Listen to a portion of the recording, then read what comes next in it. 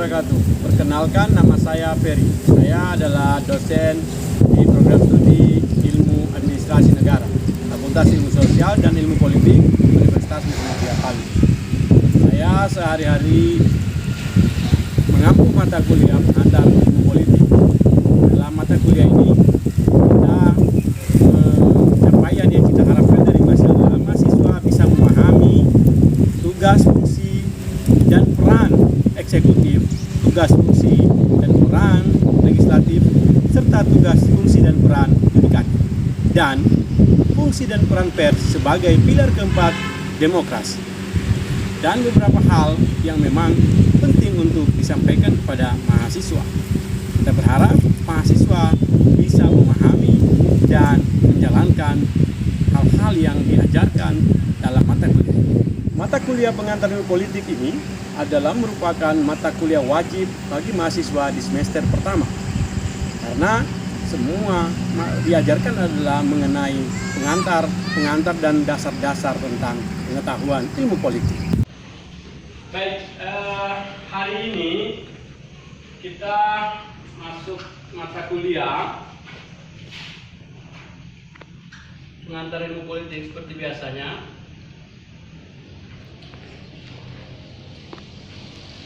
Hari ini kita akan membahas tentang tugas pokok pemerintah atau eksekutif.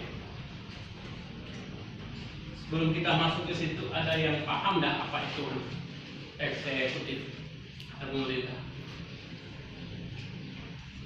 Ada paham nggak?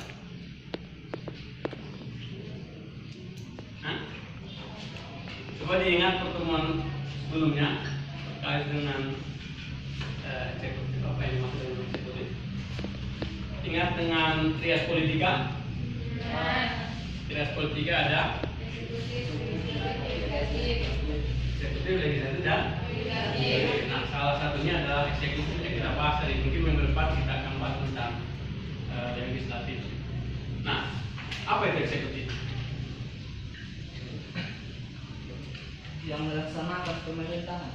Oke, yang melaksanakan dan yang lain Yang mengatur.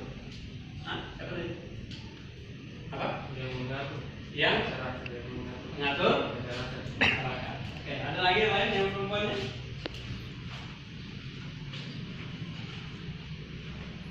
Ada? Ya? Oke. Baik.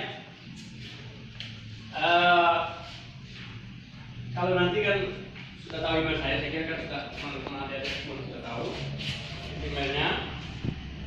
Kita masuk ya. Sebelum kita masuk sesuai dengan kontrak pelajar kita pada pertemuan pertama, bahwa saya akan menyampaikan capaian pembelajaran kita. Di sana ada KU1, keterampilan umum 1. Apa itu keterampilan umum 1? Kemarin sudah saya jelaskan, tapi kita perlu mereview kembali. Nah, KU1 itu kira-kira mampu menetapkan pemikiran logis, kritis, sistematis, dan inovatif dalam konteks pengembangan atau implementasi ilmu pengetahuan dan teknologi yang memperhatikan dan menerapkan nilai humaniora yang sesuai dengan bidang keahliannya. Nah, harapan kita kalau di perkuliahan ini adik-adik itu bisa mampu menerapkan pemikiran kritis, logis itu terkait dengan apa yang akan kita sampaikan dalam proses perkuliahan ini. Kira seperti itu ya, itu capaian pertama.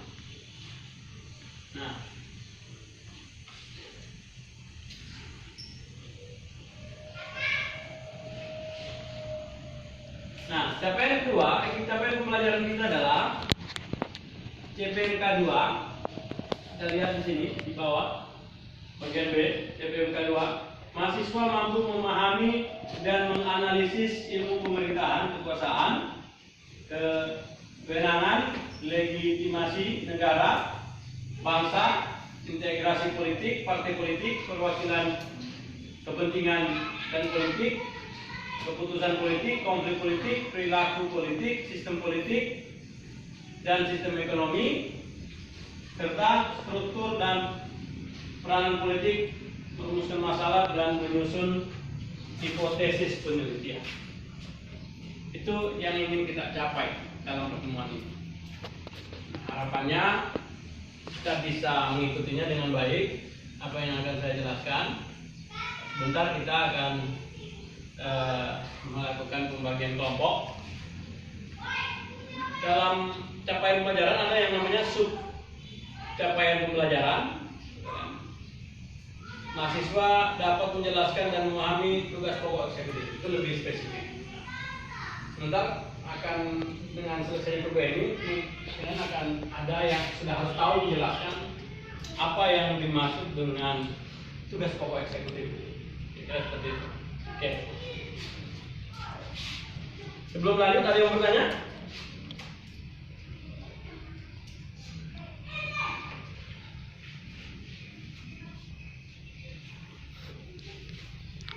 Ada yang bertanya?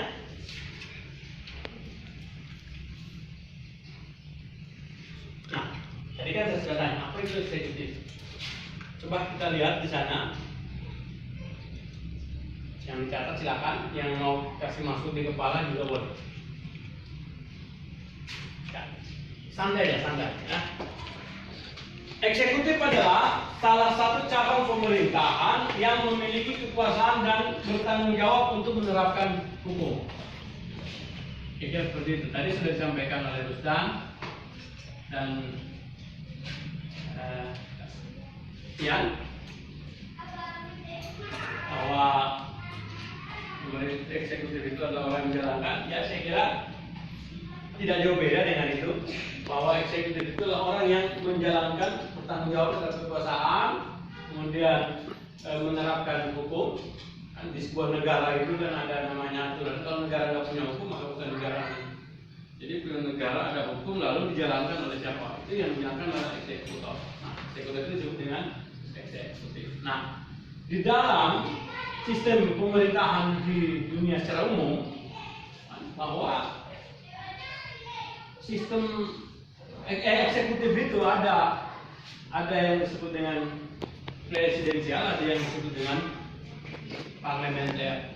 Nanti kita akan ulas sampai ke sana apa itu presidensial, apa itu parlementer.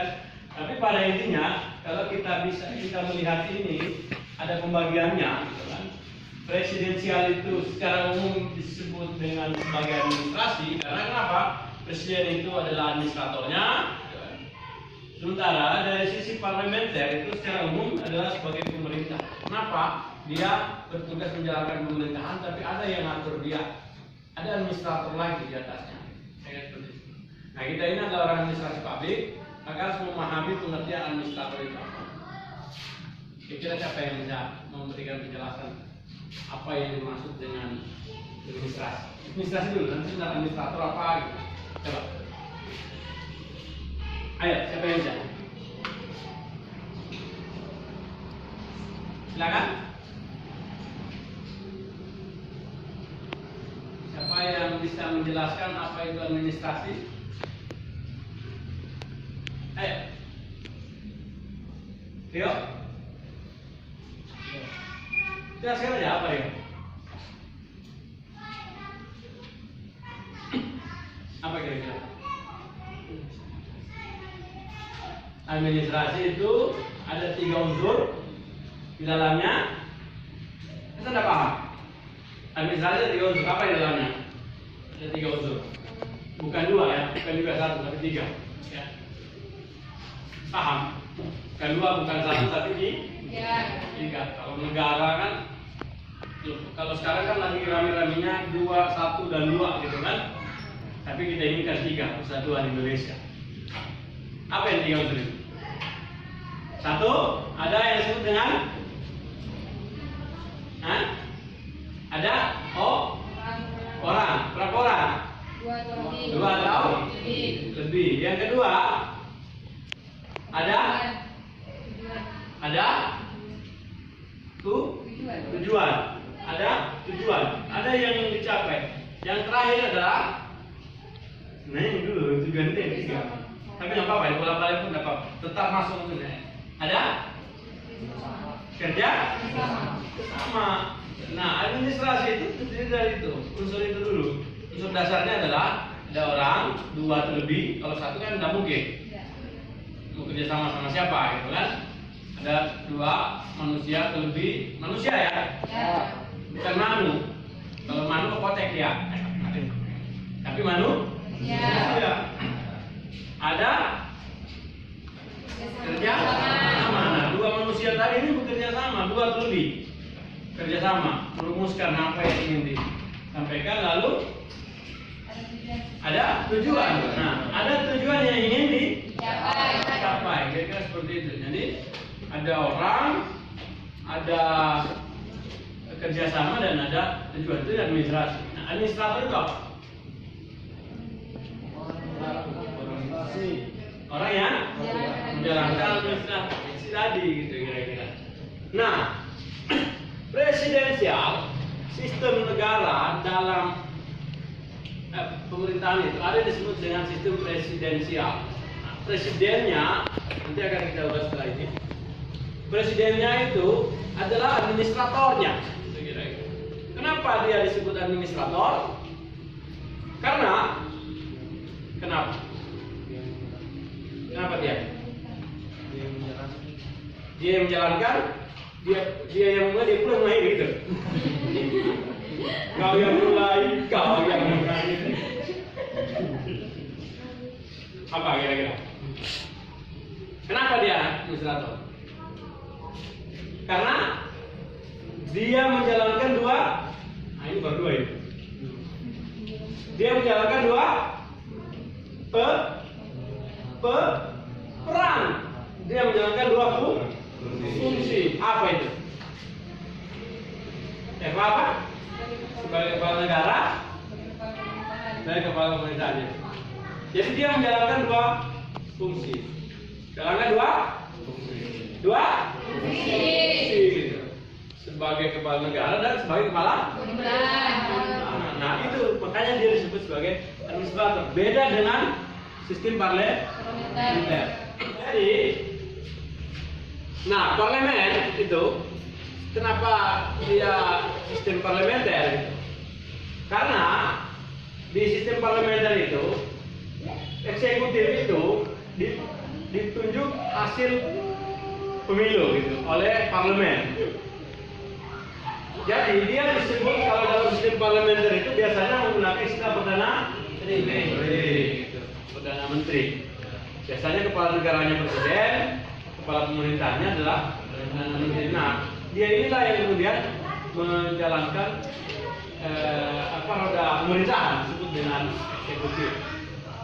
Nah, kira-kira seperti itu. Oke?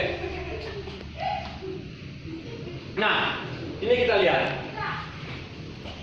Jadi kalau melihat ini slide bahwa presiden itu kalau presidensial bukan presidensial itu bukan ya, tapi presidensial itu adalah presiden menjadi kepala pemerintahan sekaligus kepala negara. Tadi sudah saya jelaskan. Kalau parlemen adalah pemegang kekuasaan pemerintah. Nah, apa yang berkuasa itu di pemerintahan adalah parlemen. Sementara yang menjalankan sistem itu eksekutif, parlemen itu legislatifnya. Nah, di sistem presidensial, presiden memiliki hak prerogatif hingga dapat mengangkat dan memberhentikan menteri yang hanya bertanggung jawab pada kekuasaan eksekutif. Jadi menteri-menteri itu berkuasa dipilih oleh presiden. Gitu. Makanya tiap 5 tahun, tiap 5 tahun itu menterinya itu kan diganti, presidennya ganti, menterinya juga ganti. Tapi kalau dalam perjalanannya ada presiden yang ada presiden yang diganti, bukan presiden yang diganti. Sudah lagi kan 2019 ganti presiden, bukan itu. Tapi presidennya dipilih oleh rakyat, lalu presiden memilih menterinya, itu kira-kira. Nah, menteri ini yang membantu presiden dalam menjalankan roda pemerintahan, roda eksekutif tadi. Kalau misalnya kalau di sistem parlementer, perdana menteri menjadi kepala pemerintahan dan presiden atau raja menjadi kepala negara. Oke, itu gambaran dasar. Kita hari ini coba kita bentuk 2 kelompok. Nanti teman-teman mahasiswa di hari ini silakan buat lingkaran, kita berdiskusi. Nanti satu orang akan menyampaikan hasil diskusinya. Kira-kira mana lebih bagus, sistem parlemen atau sistem presidensial? Kalau ini mengatakan lebih bagus presidensial, silakan dikemukakan alasannya. Kalau ini mengatakan lebih bagus parlemen, silakan dikemukakan alasannya. Ya, oke, silakan saya kasih waktu 15 menit. Kita berdiskusi. Silakan dibentuk kelompok bagi 2 saja sampai sini. Yang di sini sebelah sini, yang di sini sebelah sini. Silakan bentuk lingkaran, ayo.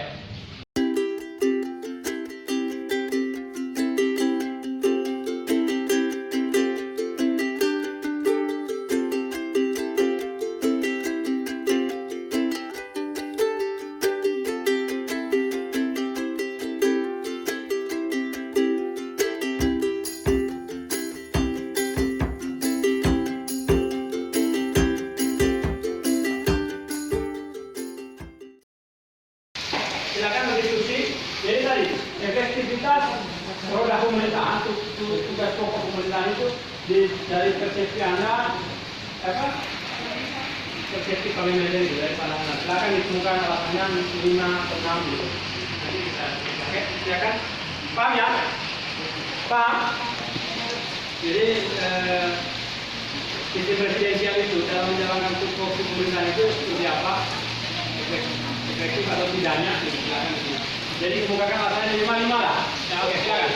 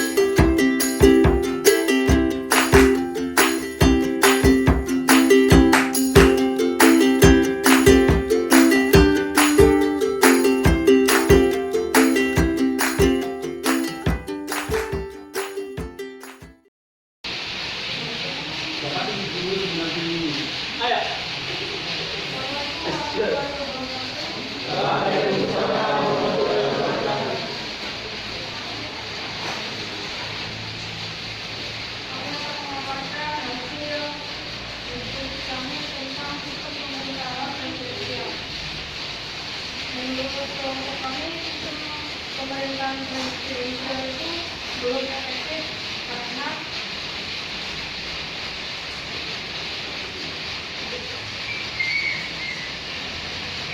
sistem pemerintahan presidensial itu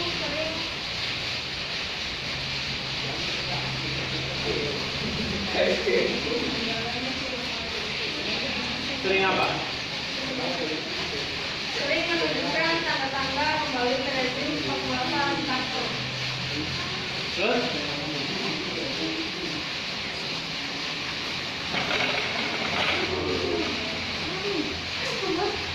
Terus? Apa lagi?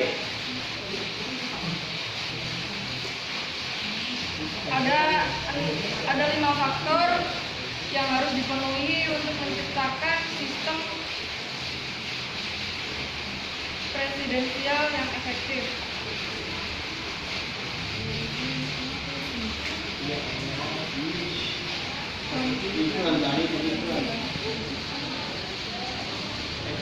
Faktor yang pertama adalah presiden dan wapres harus mendapat legitimasi yang kuat dari rakyat. Kedua, konstitusi memberi wewenang yang memadai bagi presiden untuk melakukan fungsi legislasi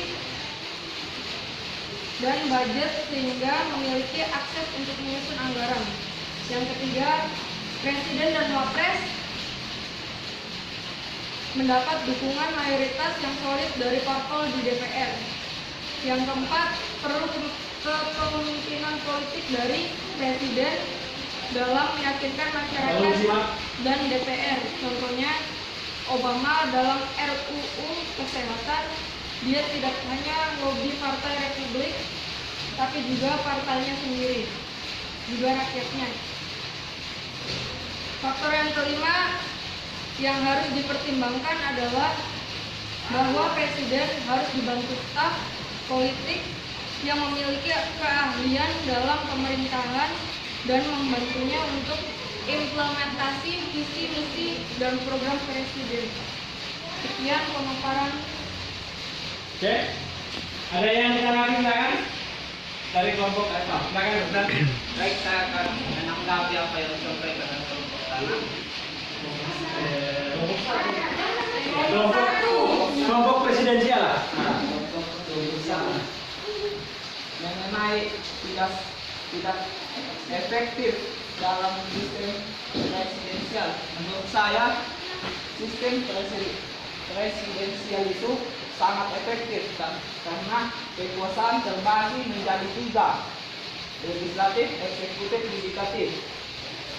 Jadi penguasaan itu tidak bisa sewenang-wenangnya di dalam pemerintahan. Oke, silakan. Itu saja sih menurut saya. Oke, ada yang mau ditanggapi silakan dari tadi. Sampaikan di kelompok. Pertanyaan dari kelompok Elementer.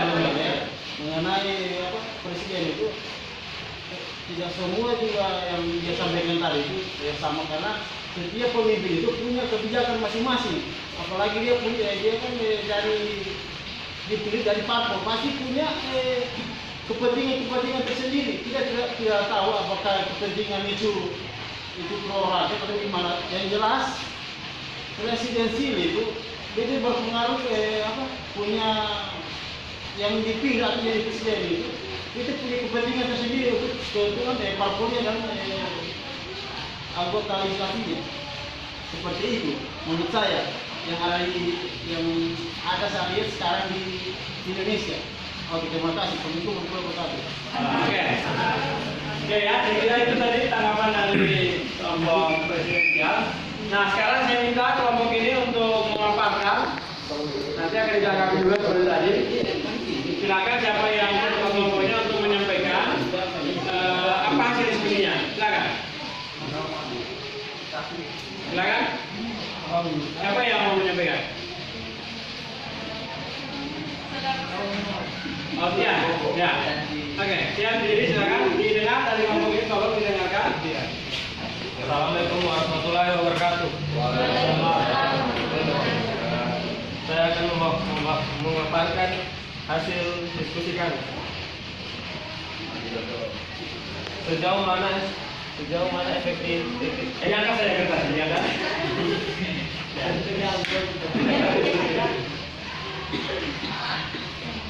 Sistem parlementer dapat memiliki seorang presiden dan seorang perdana menteri yang berwenang terhadap jalannya pemerintah. Kedua, dalam sistem pemerintah parlementer, pemisahan kekuasaannya jelas antara eksekutif dan legislatif. Tiga, sistem parlemen sering dipuji dibandingkan dengan sistem presidensial karena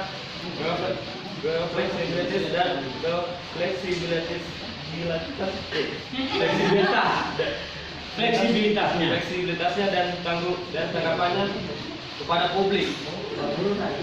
Karena parlementer sering lebih ke legislatif daripada ke eksekutif. Oke. Adanya pengawasan yang kuat dari parlemen terhadap kabinet sehingga kabinet menjadi berhati-hati dalam menjalankan pemerintah. Oke. Pembuatan kebijakan dapat ditangani secara cepat karena mudah terjadi penyesuaian dalam pendapat antara eksekutif dan legislatif. Oke. Hal ini karena kekuasaan eksekutif dan legislatif berada pada satu partai atau koalisi partai. Sekian, terima kasih. Jadi sekalian mahasiswa, cukup sampai di sini perkuliahan kita. Sebelum kita tutup perkuliahan ini, silakan KMK-nya dikumpul.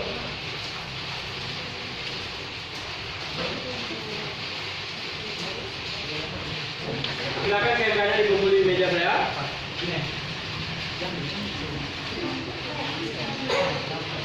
Dikumpul, ketua kelasnya kumpul ini. Kumpul. Ya.